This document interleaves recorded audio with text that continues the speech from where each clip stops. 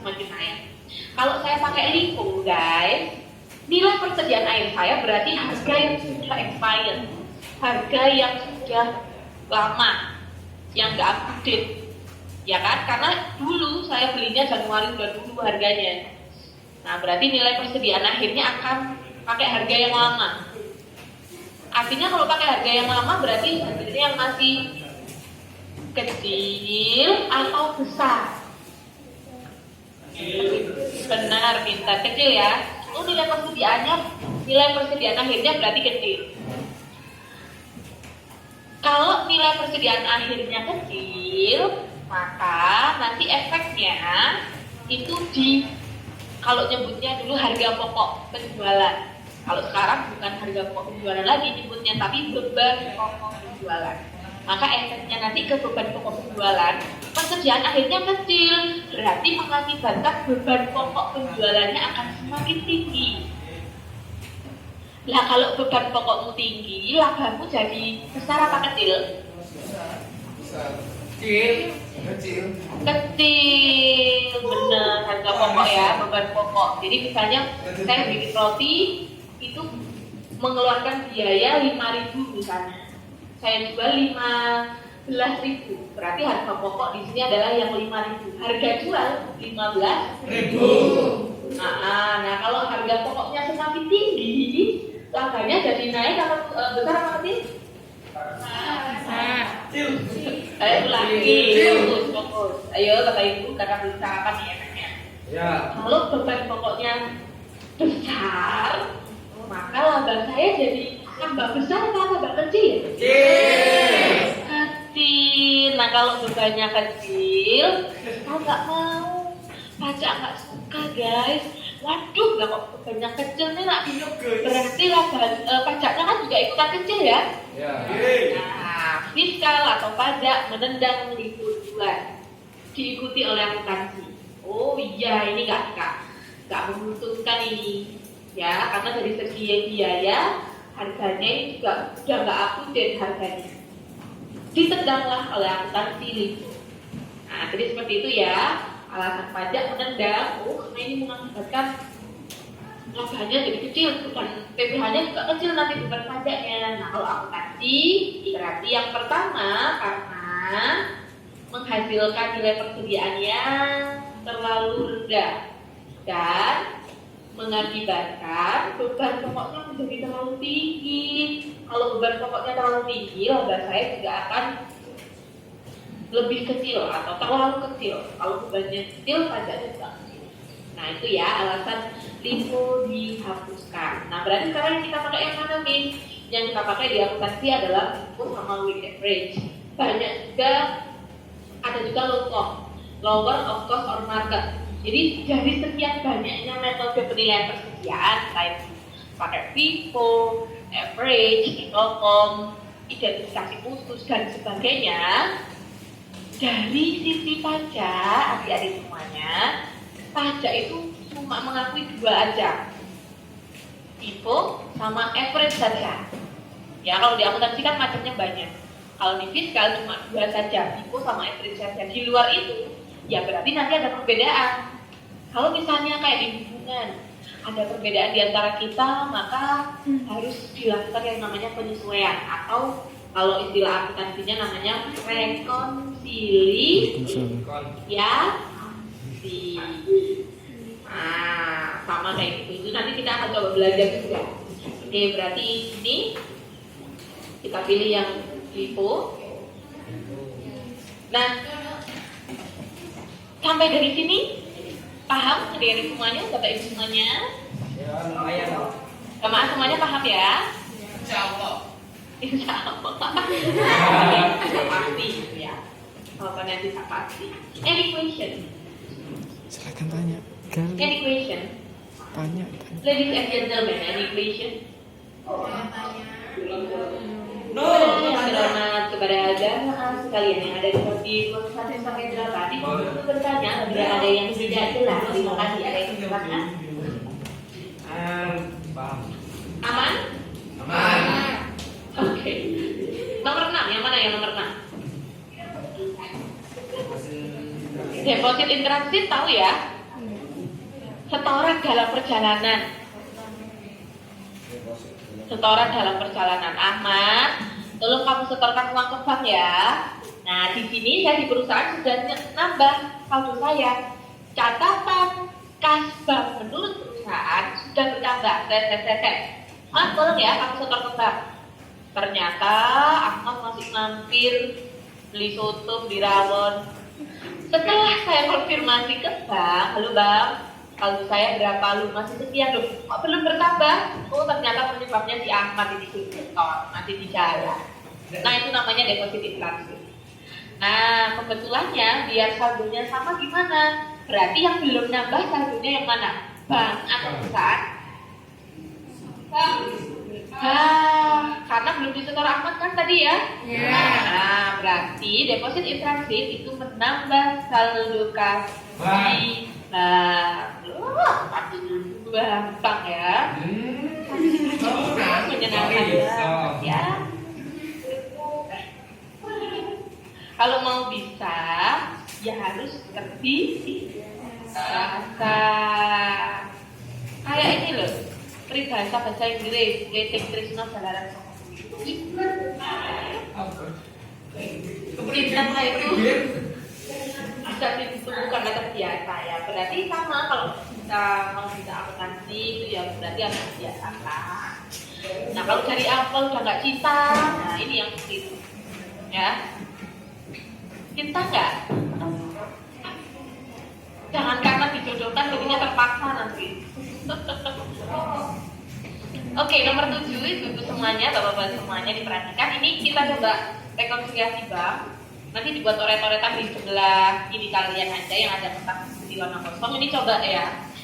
Ini ada perbedaan rekening koran dan saldo di perusahaan. Kalau saldo menurut rekening koran di bank itu 23.375. Di perusahaan kok 21.450. Oh ternyata setelah saya selidiki ada perbedaan. Yang pertama outstanding check. Cek dalam peredaran ini ya, saya bayar hutang kepada PTA. Pakai cek saya bayarnya. Tuh, berarti perusahaan sudah mengeluarkan, tapi ternyata ceknya ini belum dicairkan sama yang megang tadi, PTA tadi. Alhasil terjadilah perbedaan. Maka rekonsiliasi banknya apa untuk outstanding check? Nanti berarti kok bisa jadi beda? Oh ternyata PTA belum mencairkan ceknya. Berarti biar benar gimana saldonya? Ya PTA nyairkan ceknya ke bank dan bank mengurangi saldo kita di rekening koran. Pendapatan jasa kilo dan beban administrasi bank. Oke, kita coba akan hitung rekonsiliasi banknya. Nah, kalau rekonsiliasi bank itu bikinnya kayak gini.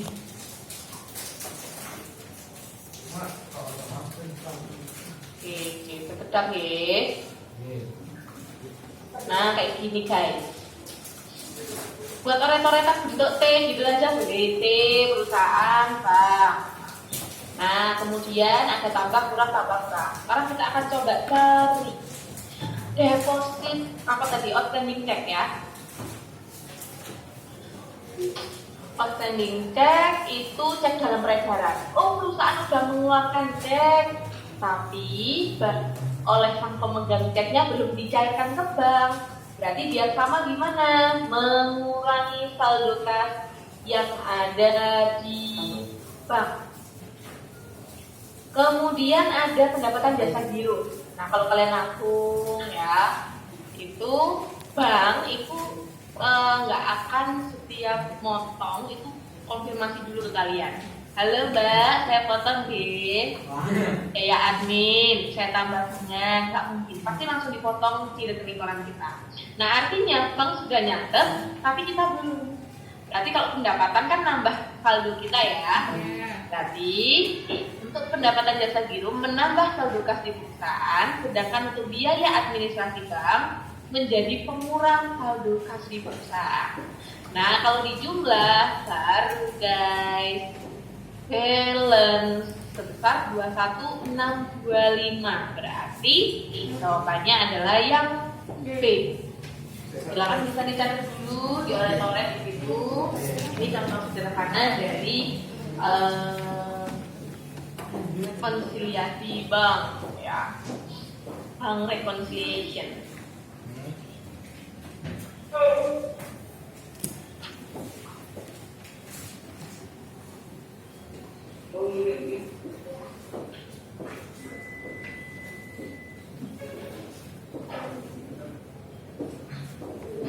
Sudah?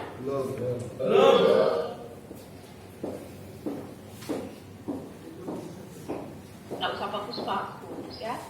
Iya, iya, nah.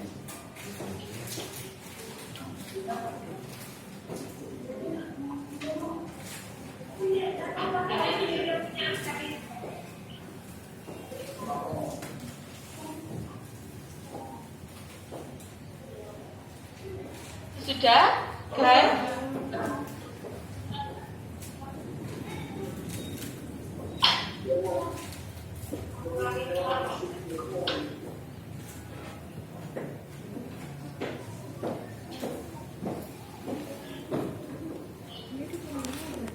Oke, ini ya kalau bikin rekonsiliasi bank yang simpel tuh kayak gini, jadi dibuat kayak perbandingan gitu ya, kanan kiri perusahaan sama bank. Oh, biaya admin, nah bank kan langsung mengurangi saldo di rekening koran kita tanpa bilang dulu ke kita. Jadi bank udah nyatet pengeluaran, tapi kita belum. Jadi makanya beban admin saya jadikan pengurang di sini di saldonya perusahaan.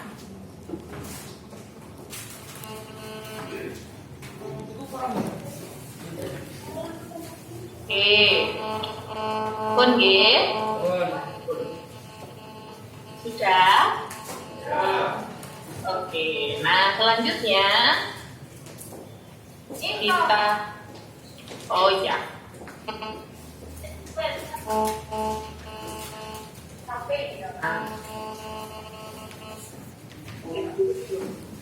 selanjutnya ini, kita coba ngitung penyusutan ya.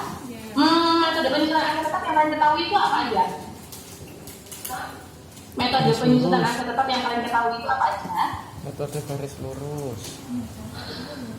Belum pernah. Apa aja? Garis lurus. Pernah menghitung penyusutan angka tetap sebelumnya? Belum. Belum. Nah, coba ya. Jadi metode penyusutan angka tetap itu banyak kan. Aset tetap itu contohnya banyak kayak tanah, bangunan, kendaraan, peralatan yang dia itu umurnya atau umur manfaatnya itu bisa lebih dari setahun, itu aset tetap. Nanti. Dan berwujud, ada wujudnya. Kalau gaib itu berarti bukan aset tetap, ya, tapi aset tidak berwujud. Ya, ciri-ciri aset tetap apa? Berwujud yang pertama. Yang kedua, dimiliki lebih dari setahun. Yang ketiga, digunakan untuk operasional. Ya, oke. Dan yang keempat, disusunkan. Kalau saya beli rumah tapi nggak untuk operasional, itu berarti bukan aset tetap. Ya, saya beli mobil tapi bukan untuk kegiatan operasional, itu berarti bukan aset tetap. Walaupun sama-sama mobilnya. Saya beli mobil dua, satunya buat di kantor, buat kerja, satunya ya saya biarin gitu aja buat koleksi. Nah, berarti yang masuk aset tetap adalah yang dipakai di kantor, yang buat koleksi itu bukan aset tetap. Tapi masuknya di properti investasi. Nah, itu adalah aset yang memang kita beli tujuannya untuk memperoleh tambahan nilai di masa yang akan datang. Kayak misalnya beli tanah, beli rumah, tapi nggak dipakai untuk kegiatan usaha, disewakan, dijual kembali. Nah, itu namanya properti investasi. Coba kita akan menghitung penyusutannya. Di sini harga perolehannya 40 juta. Nilai residu itu namanya nilai sisa. Nilai sisa.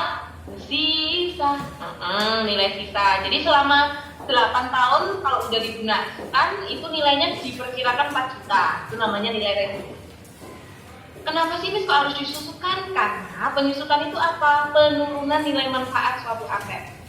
Ya, nggak mungkin mesin yang baru beli setelah 8 tahun itu nilainya akan sama. Itu nggak mungkin. Karena kenapa kok bisa disusutkan? Kenapa kok mengalami penyusutan? Ya karena dipakai. Nah, itu namanya penyusutan. Coba sekarang kita akan Coba hitung penyusutannya. Oke, jadi caranya yang pertama kita masukkan dulu di sini harga perolehannya 4 juta. Kemudian nilai sisanya 4 juta, umur ekonomisnya 8 tahun. Kalau menggunakan metode jumlah angka tahun, ya, nah, berarti saya akan cari dulu jumlah angka tahunnya berapa. Kalau saya pakai jumlah angka tahun, maka saya akan mencari dulu jumlah angka tahunnya. Dari mana jumlah angka tahunnya? Dari jumlah umur tahunnya. Misalnya 1 sampai 8 tahun misalnya ya. 8 tahun berarti 1 ditambah 2, tambah 3, tambah 4, sampai tambah 8. Nah itu kan kelamaan ya. Nah ini ada rumus cara mencarinya. Jumlah angka tahunnya dari N dalam kurung N plus 1 dibagi 2. Nah hasilnya adalah 36. Ini adalah jumlah angka tahunnya. Kenapa kok pakai rumus? Karena kalau misalnya umurnya pendek kan enak ya, 3 tahun misalnya, 1 tambah 2 tambah 3 6 ketemu enak. Nah kalau umur asetnya 20 tahun, masa mau manual 1 tambah 2 sampai tambah 20? Nah kan rempong ya. Jadi kita pakai rumus ini. Nah total umur jumlah angka tahunnya adalah 36. Sekali lagi, jumlah angka tahun itu dari jumlah tahunnya. Kalau 8 tahun berarti 1 sampai 8 dijumlah. 1 tambah 2 tambah 3 tambah 4 tambah 5 tambah 6 tambah 7 tambah 8. Semuanya dijumlah. Oke. Nah, kalau tahun yang pertama itu gimana nih? Kalau tahun yang pertama itu caranya, kalau tahunnya 8 berarti ada pembilang, ada penyebut. Pembilangnya untuk tahun yang pertama itu kita pakai yang paling besar, yaitu 8 per 36 dikali harga perolehan dikurangi nilai residu. Tahun yang kedua berarti 7 per 6 per 36. Tahun ketiga 6 per 36 sampai tahun ke-8 adalah 1 per 36 dan seterusnya. Oh, jadi semakin tinggi, semakin apa namanya, dari tahun ke tahun semakin bertambah, maka pembilangnya akan semakin kecil. Mulai 8, 7, 6, 5, 4, 3, 2, 1. Ya. Oke, berarti silakan penyusutan tahun kedua kita adalah sebesar 7 juta rupiah. Silakan bisa ditulis di situ. Yang paling simpel itu adalah kalau pakai garis lurus, karena garis lurus itu penyusutan per tahunnya selalu sama, ya, semuanya sama.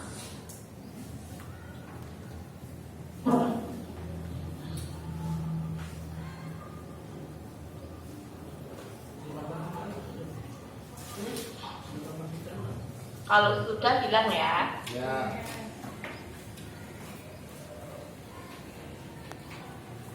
Sudah? Belum. Boleh. Oke.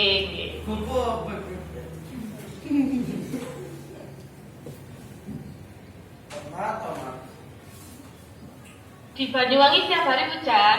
Yes. Iya ya, sama ya. Sana tulis lah, Bu.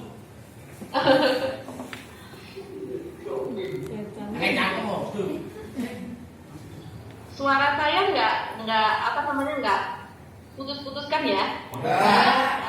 Aman? Oke.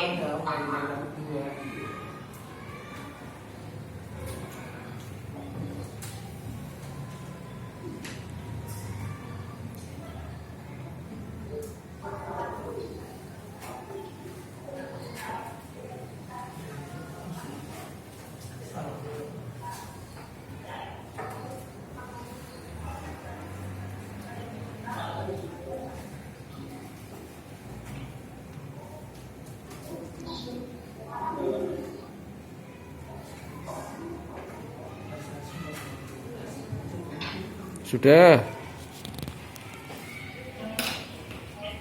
Sudah? Ya. Oke guys, kita lanjutkan. Wow, sangat menyenangkan ya. Yang B ya. Nah selanjutnya dari metode penyimpanan tetap ini yang diperbolehkan menurut ketentuan pajak itu yang mana? Nah, jadi kalau di akuntansi kan maksudnya banyak ya metode penyimpanan aset itu mulai dari garis lurus, saldo menurun, jumlah angka tahun, jam kerja mesin, jumlah unit produksi dan sebagainya. Nah, tapi menurut ketentuan pajak itu yang diperbolehkan hanya dua ya, yaitu yang C. saldo menurun dan garis lurus saja. Loh Miss, lah kalau misalnya saya pakai jumlah angka tahun, tapi sama pajaknya nggak boleh gimana? Nah berarti ada perbedaan gitu. Nah perbedaannya nanti menunjukkan yang namanya harus dikoreksi fiskal. Itu nanti saya ajarin di akhir-akhir ya. Nah, metode penyusutan yang menghasilkan beban penyusutan yang sama, seperti saya sampaikan, itu adalah garis lurus atau bahasa Inggrisnya adalah straight line method. Silakan. Straight line method. Oke. Nah, adik-adik pernah menghitung beban pokok penjualan atau cost of goods sold? Belum. Itu di poin 11, cara ngitungnya rumusnya gimana? Yang mana? Yang mana? A, B, C atau D? D. C. Dodo? Kok do sih? Kok D sih? B. A. B sih? A. C. Kamu. Do. Do. Salah semua. A. Diurut ya. Diurut, kalau salah langsung yang lainnya disebutkan. Yang benar adalah yang A. Hobi. A. Persediaan awal ditambah pembelian bersih dikurangi persediaan akhir.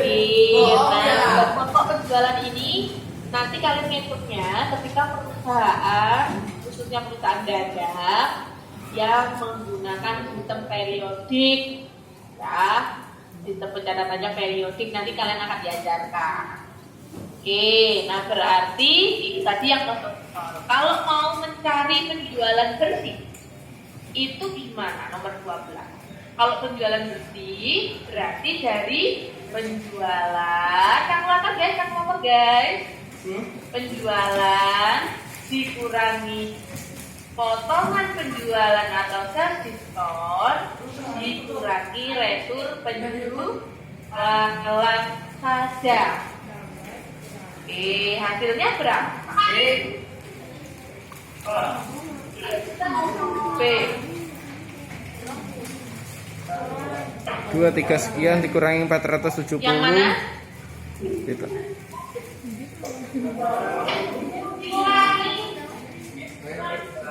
Penjualan bersih dapatnya dari kalkulatornya dari sales atau penjualan dikurangi sales diskon atau potongan penjualan dan dikurangi retur penjualan atau sales return. Nah itu berapa?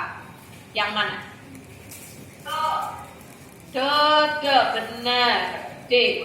22845. Jadi bagian inventory, persediaan awal, kemudian buka masuk di situ.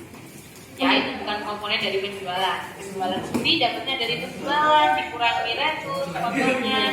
Kalau ada beban pendapatan jasa angkut penjualan itu menambah, ya menambah. Oke, nomor 13. Harga perolehan aset tetap itu yang mana aja? Coba dijawab iya sama tidak. Harga faktur masuk? Ya. Freight beban angkut pembelian masuk? Ya. Tiga. Masa misalnya saya mau beli TV gitu ya. Nggak diangkut terus diapain? Pakai ini pintu kemana saja? Disuruh. Ya, bukan angkut masuk. Biaya pengujian masuk. Enggak. Enggak. Ya. Metode pengamuran ya. Oke, jadi mana ini yang masuk dalam komponen harga perolehan aset tetap. Jadi yang masuk ke komponen harga perolehan aset tetap adalah semua biaya. Ya, semua biaya dari aset itu saya beli sampai aset tetap itu siap saya pakai. Itu semuanya masuk ke komponen harga perolehannya. Jadi pengujian masuk nggak? Masuk. Ya. Masuk. Oke, pemasangan masuk? Ya. Ya, masuk. Asuransi? Masuk. Masuk. Nilai residu atau Tidak. nilai sisa? Tidak. Nilai sisa. Ngapain? Ngapain nilai sisa ya? Nah, gaji karyawannya? Tenang ngapain? Gaji karyawan kok dimasukkan tidak perlu ya. Misalnya saya beli TV di toko, gaji karyawan tokonya masuk ke TV saya ya nggak usah ya.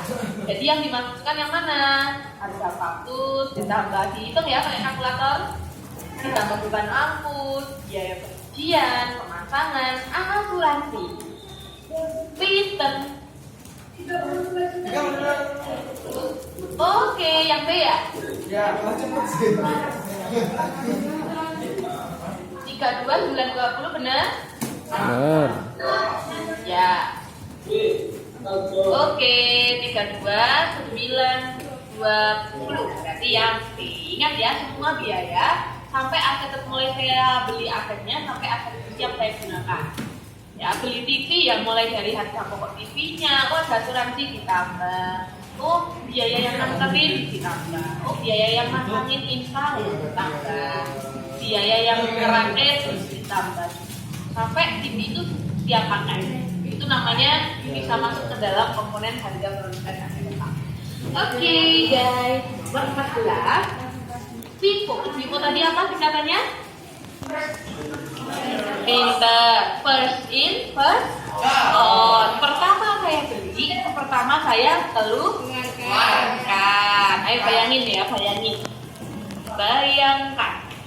Persediaannya kalian beli tanggal 19 Juni sama 8 November. Bayangin ya, diketahui tanggal 31 Desember persediaan akhir kita itu 7.000 unit. Ya, 7.000 unit nilai persediaan akhir kalian. Berarti kalau saya pakai FIFO, persediaan akhir itu yang Januari atau yang November ya? Januari. Ngambilnya first in, first out. Berarti yang pertama dijual itu nilai persediaan yang Januari atau yang Desember atau yang November? Januari. Berarti nilai akhirmu, nilai persediaan akhirnya adalah yang November atau Januari? Pinter, yang November. Nah, berarti saya ngambilnya nilai persediaan akhirnya adalah ngambilnya dari yang paling terakhir saya beli. Paling terakhir saya beli. Berarti 7.000. yang pertama kan 7.000. Berarti 5.000-nya saya ambil dari pembelian tanggal 8. Oh, kurang 2.000. Berarti 2.000-nya saya ngambil dari pembelian yang bulan Juni. Sudah, tinggal ditambah, hasilnya adalah 88.000. Itu kalau FIFO. Ingat ya, FIFO, average, LIFO, low cost, identifikasi khusus adalah arus biaya, bukan arus barang.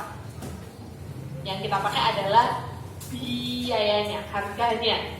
Oh, 7.000 unit berarti 5.000 unitnya saya pakai harga yang 1.250 di November. Sisanya 2.000 unit saya ngambilnya dari yang sebelumnya lagi, yaitu 19. Karena first in first out. Oke, Ini paham keuangan. sampai di Materi sini, angka Bapak keuangan. Ibu? Persediaan. Oke. Udah ini persediaan. Semangat ya.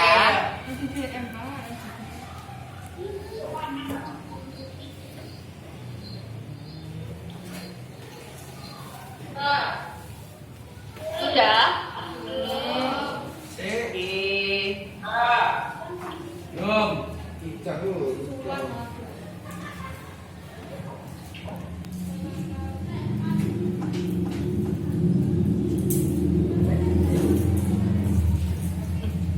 Ini apa tadi? Main helikopter. Sambut? Bunyi helikopter. Saya, oke. Gampang kan? Enggak. Turun. Oke, gampang ya. Wow. Mudah sekali nih ternyata. Berarti yang berapa tadi ya? 885.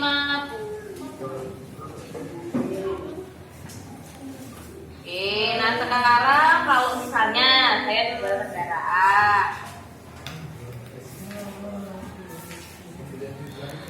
saya jual kendaraan dapatnya 5 juta. Ya, dulu saya belinya itu 135 juta dan sudah saya pakai beberapa tahun, ketemu akumulasi penyusutan 68 juta. Jadi kalau namanya akumulasi itu jumlah penyusutan. Kalau namanya cuma penyusutan ya berarti penyusutan di periode itu aja. Kalau akumulasi berarti kayak di jumlah semua gitu ya. Akumulasi penyusutannya 68 juta. Karena udah kepake kan dadanya, berarti akumulasinya di situ sebesar 68. Ada akumulasinya atau penurunan nilai manfaatnya. Berarti laba atas penjualan sepedanya berapa? Nah, kalau mencari laba atas penjualan sepedanya, dicari dulu nilai bukunya guys. Nilai buku itu dapatnya dari mana? Dari harga perolehan ya dikurangi akumulasi penyusutan. Nah, harga perolehan sedanmu atau asetnya dikurangi akumulasi itu namanya nilai buku atau nilai sisanya sedan setelah dipakai itu 67.